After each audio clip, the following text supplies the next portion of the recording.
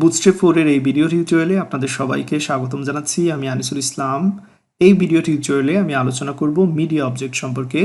Bootstrap 4 এ কিছু class রয়েছে যেগুলোর সাহায্যে খুব সহজেই মিডিয়া অবজেক্ট অর্থাৎ ইমেজ বা ভিডিও এগুলোকে খুব সহজেই অ্যালাইনমেন্ট সেট করে দেওয়া যায়। তো এখানে দেখতে পাচ্ছেন মূলত কিছু টেক্সট রয়েছে বা কন্টেন্ট রয়েছে। এই কন্টেন্টগুলোর সাথে এই মিডিয়া অবজেক্ট খুব সহজেই অ্যালাইনমেন্ট সেট করে দেওয়া আছে। তো এই কাজটা মূলত আমি করেছি বুটস্ট্র্যাপ 4 এর দুইটি ক্লাসের সাহায্যে। খুব সহজেই এই কাজগুলো আপনারা করে নিতে পারবেন। এক্ষেত্রে দুইটি ক্লাস ব্যবহার করা হয়, একটি হচ্ছে মিডিয়া এবং অন্যটি হচ্ছে মিডিয়া বডি। তো চলুন দেখে নেওয়া যাক এই কাজগুলো কিভাবে করতে হয়, কিভাবে মিডিয়া অবজেক্টগুলোর অ্যালাইনমেন্ট সেট করে দিতে হয়। তো সেই জন্য আমি আপনাদের ভিজুয়াল স্টুডিও করে নিয়ে যাচ্ছি এবং এইখানে যে ডেমো আউটপুটটি রয়েছে এটা আমি সরিয়ে দিলাম। লক্ষ্য রাখবেন এইখানে আপনারা, আমি মূলত আউটপুট এইখানে আপনাদের দেখাবো যেখানে অলরেডি আমরা সবগুলো কোড অ্যাড করছি এবং আউটপুট এইখানে দেখতে পাচ্ছেন। তো যে কোনো জায়গায় আপনারা অবশ্যই এই কাজটুকু করতে পারবেন। আমি যে কাজটা করব মূলত এইখানে লিস্টের উপরে ঠিক এই কাজটা করব। ওকে, সো আবারও বলে নিচ্ছি, আপনারা যে কোনো জায়গায় কাজটা করতে পারেন। সেক্ষেত্রে একটা বিষয় অবশ্যই লক্ষ্য রাখতে হবে, বুটস্ট্র্যাপ 4 এর যে সিডিএনটা আছে সেটা অবশ্যই অ্যাড করে নেবেন আপনারা। ওকে, তো আমি এইখানে যে কাজটা করব মিডিয়া অবজেক্টের কাজটা করব। তো মিডিয়া অবজেক্টের সাহায্যে সাধারণত আমরা যে ব্লগ কমেন্টগুলো দেখি, টুইটগুলো দেখি, সেগুলো সাধারণত তৈরি করা হয়। তো এইখানে আমি করে নিচ্ছি যে মিডিয়া অবজেক্ট নামে একটা কমেন্ট দিয়ে দিচ্ছি, মিডিয়া অবজেক্ট। আরেকটা বিষয় হচ্ছে আমি আসলে সবগুলো কোডই মূলত আমার গিটহাব যে লিঙ্ক রয়েছে সেই লিঙ্কগুলো আমি ভিডিও ডেসক্রিপশনে দিয়ে থাকি। সো সেই গিটহাব লিঙ্কে গেলে আপনারা সবগুলো ভিডিওর কোডই খুঁজে পাবেন খুব সহজে। Okay, so media object starts here দিয়ে দিচ্ছি এবং এইখানে দিয়ে দিচ্ছি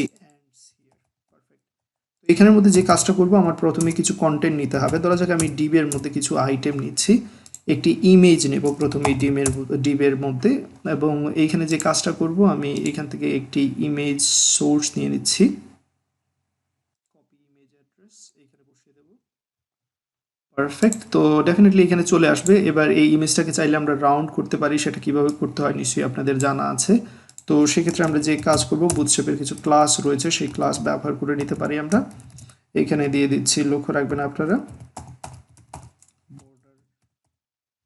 রাউন্ডেড সার্কেল মূলত যেটা আমরা চাচ্ছি ইউজ করব সেটা ইউজ করে নিই। সো রাউন্ডেড সার্কেল দেওয়া মাত্রই অবশ্যই আমাদের যে ইমেজটা আছে সেটা রাউন্ড হয়ে যাবে। ইমেজের উইথটা আমি একটু কমিয়ে দিচ্ছি, সেই জন্য এখানে স্টাইল ব্যবহার করব। স্টাইল দিয়ে আমি উইথটা সেট করে দিচ্ছি। যাক আমি এখানে 60 পিক্সেল বা 80 পিক্সেলের মতো উইথ নেব। ওকে, তো আমার প্রথমে কন্টেন্টগুলো রেডি করছি, তারপর আমি অন্যান্য কাজগুলো আপনাদের দেখাচ্ছি। ওকে, এবার যে কাজটা করব আমি চাচ্ছি কিছু ডেসক্রিপশন নেব। অবশ্যই এখানে আমি কিছু ডেসক্রিপশন নিয়ে নিতে পারি। একটি H5 ট্যাগের মধ্যে নিচ্ছি, আই লাভ প্রোগ্রামিং,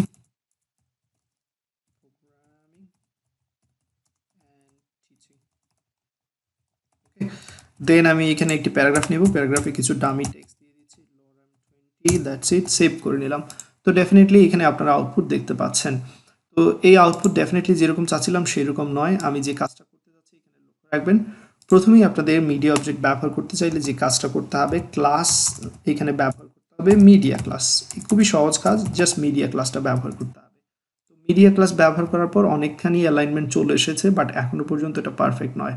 তো তারপরের কাজটা হচ্ছে যে ডেসক্রিপশনগুলো আছে সেই কাজগুলো মিডিয়া বডি ক্লাসের মধ্যে রেখে দিতে হবে। ওকে, সো আমি এখানে মিডিয়া বডি এই ক্লাসটা নিচ্ছি, বুটস্ট্র্যাপের ক্লাস, এবং এইখানে সব ডেসক্রিপশন পেস্ট করে দিচ্ছি। তাহলে লক্ষ্য রাখবেন কাজ কিন্তু শেষ। এতটুকুই জাস্ট মনে রাখতে হবে, একটা হচ্ছে মিডিয়া ক্লাস যেটা টোটাল ডিপ, দেন তার মধ্যে ইমেজ থাকবে। ওকে ফাইন, বাট মিডিয়া বডির মধ্যে সাধারণত ডেসক্রিপশন থাকবে, সেটা লক্ষ্য রাখতে হবে। ওকে, সো এই যে দেখতে পাচ্ছেন এবার সুন্দর করে অ্যালাইনমেন্ট হয়ে গেছে। এখন আমরা চাইলে মার্জিন এবং প্যাডিং দিয়ে এটাকে সুন্দর করে নিতে পারি। আমি এখানে একটা টাইটেল দিয়ে দিচ্ছি যাতে করে বুঝতে সুবিধা হয়। তো টাইটেল অলরেডি আমরা অনেকবার তৈরি করেছি, আমি উপর থেকে এখান থেকে কপি করে নিলাম। এই টাইটেলটা মূলত মিডিয়া অবজেক্টের জন্য আমি ব্যবহার করব।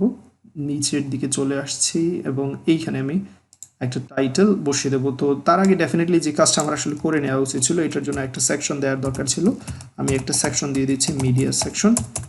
মিডিয়া সেকশনের মধ্যে আমি এখানে মিডিয়া দিলাম। তারপরে এবার যে কাজটা করতে পারি, এখন যে কোনো একটা হেডিং নিয়ে আসতে পারি। হেডিংটা নিয়ে আসলে বুঝতে সুবিধা হবে, মিডিয়াতে নিয়ে যে কাজ করছি সেটা দেখতেও সুবিধা হবে। ওকে, সো পারফেক্ট, এখানে দিয়ে দিচ্ছি মাই ব্লগস।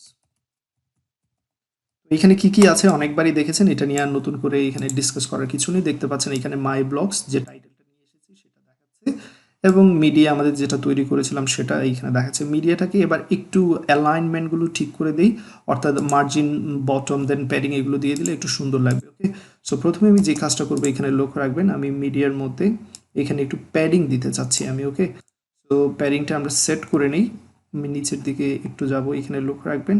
ওকে, এখানে আমি প্যাডিং দিয়ে দিচ্ছি, ধরা যাক 3 এর মতো প্যাডিং 3 দিচ্ছি। ওকে, সো সেক্ষেত্রে ভিতরের দিকে চলে এসেছে দেখতে পাচ্ছেন। তারপর আমি চাইলে এখানে মার্জিন সেট করে দিতে পারি। মার্জিন দেওয়ার আগে আমি যে কাজটা করতে চাই, এখানে একটু বর্ডার দিতে চাই। সেক্ষেত্রে প্রত্যেকটা লক্ষ্য রাখবেন, এখানে বর্ডার দেওয়া মাত্র কি হবে, এখানে মূলত বর্ডার হবে। বর্ডার দেওয়া মাত্রই চারিদিকে একটা বর্ডার চলে আসবে, প্রত্যেকটা ব্লগের চারিদিকে দেখতে পাচ্ছেন এই যে সুন্দর করে একটা বর্ডার চলে এসেছে। ওকে, এবার যে কাজটা করতে পারি, আমি এইখানে চাইলে এরকম আরও কয়েকটা তৈরি করতে পারি। তার আগে আমি মিডিয়া বডির মধ্যে যে টেক্সটগুলো আছে সেগুলো একটু সেট করে নিতে যাচ্ছি। এই যে টেক্সটগুলো একেবারে পাশাপাশি এইখানে লেগে আছে ইমেজের সাথে, আমি এটা মার্জিন দিয়ে দিতে পারি এখানে, কিংবা ইমেজে আমি যে কাজটা করতে পারি মার্জিন রাইট দিয়ে দিতে পারি। ওকে, তো আমি সেই কাজটা করব, মূলত এখানে ইমেজে মার্জিন রাইট আমি ব্যবহার করব। সেই জন্য আমি ইমেজটা খুঁজে নিই, এই যে আমার ইমেজ, এবং এইখানে ক্লাস ব্যবহার করব। লক্ষ্য রাখবেন মার্জিন রাইট আমি এখানে 5 না দিয়ে আমি 3 দিচ্ছি। সেক্ষেত্রে কি হয় সেটা আমরা একটু চেক করে নিই। ওকে, তো এখানে নিচের দিকে আমি চলে আসলাম, দেখতে পাচ্ছেন এখানে সুন্দর করে একটা মার্জিন হয়ে গেছে। তো আশা করি মিডিয়া অ্যান্ড মিডিয়া বডি এই দুইটা ক্লাসের ব্যবহার নিশ্চয়ই আপনারা বুঝে গেছেন। এখান থেকে এত ডিফিকাল্ট কিছু না, একটু প্র্যাকটিস করলেই দুইটা ক্লাস মনে রাখা এত ডিফিকাল্ট কিছু না।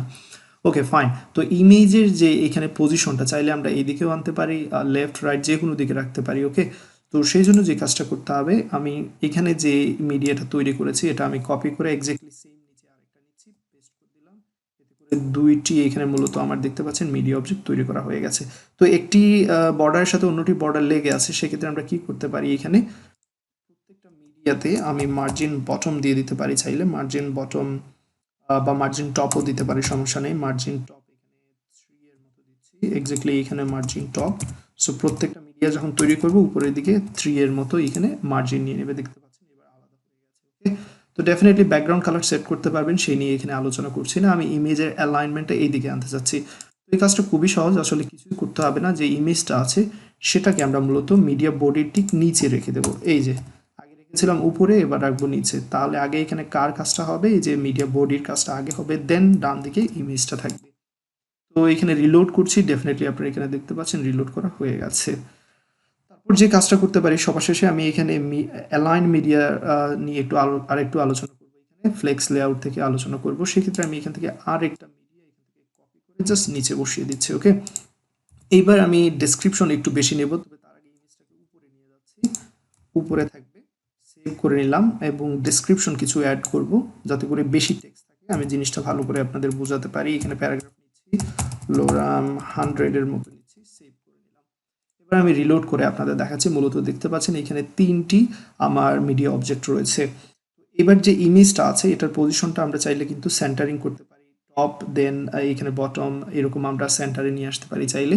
সেক্ষেত্রে ফ্লেক্স লেআউটের যে আমরা প্রপার্টিটা ব্যবহার করি অ্যালাইন সেলফ, সেটা ব্যবহার করতে পারবো। অ্যালাইন সেলফ বলে আপনি স্টার্ট, এন্ড অথবা সেন্টার এই 3টা ভ্যালু বসিয়ে দিতে পারেন।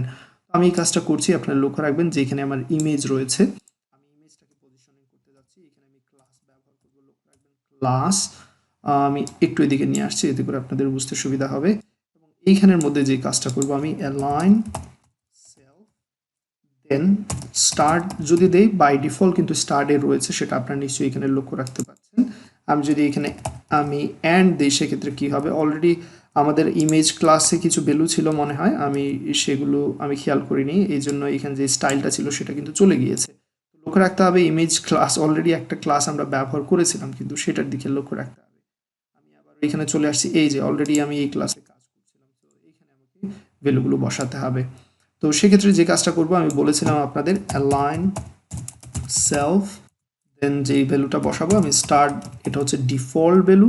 স্টার্ট বসানোর মাত্র এখানে বাই ডিফল্ট যেখানে ছিল সেই প্লেসমেন্টটা থাকবে উপরের দিকে। ওকে, আর অ্যান্ড দেওয়া মাত্র কি হবে, ইমেজটা নিচের দিকে চলে যাবে।